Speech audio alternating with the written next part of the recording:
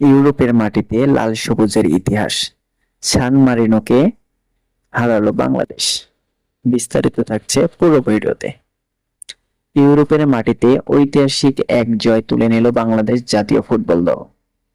আন্তর্জাতিক প্রীতি ম্যাচে ইউরোপ দেশ সান মারিনোকে 2-1 গোলে হারিয়েছে লাল সবুজের প্রতিনিধিরা। বাংলাদেশের হয়ে জোড়া গোল করে জয়ের নায়ক অভিজ্ঞ ডিফেন্ডার তপু বর্মন। সান মারিনোর ঘরের মাঠে ম্যাচের শুরু থেকেই আক্রমণাত্মক ফুটবল খেলতে থাকে বাংলাদেশ। ম্যাচের 18তম মিনিটে কর্নার থেকে উড়ে আসা বলে চমৎকার হেডে গোল করে দলকে 1-0 ব্যবধানে এগিয়ে দেন তপু বর্মন। তবে গোল খেয়ে বসে থাকেনি স্বাগতিক সান মারিনো।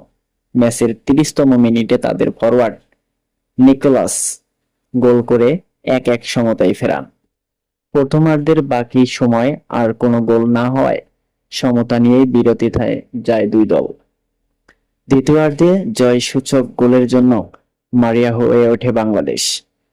ম্যাচের শেষ মুহূর্তে অর্থাৎ 85 মিনিটে আরও জ্বলে ওঠেন তপু বর্মন। ডি বক্সের ভেতরে জটলার মধ্যে ডান পায়ে নিখুঁত শটে জাল বল জারে তার এই জোড়া গোলেই 2-1 ব্যবধানে অবিস্মরণীয় জয় নিয়ে মাঠ ছাড়ল হাভিয়ের কাভ্রারের শিষ্যরা। ইউরোপের কোনো দলের বিপক্ষে তাদের এই মাটিতে বাংলাদেশের এই জয়ের দেশের ফুটবল ইতিহাসে এক নতুন অধ্যায় সূচনা করলো।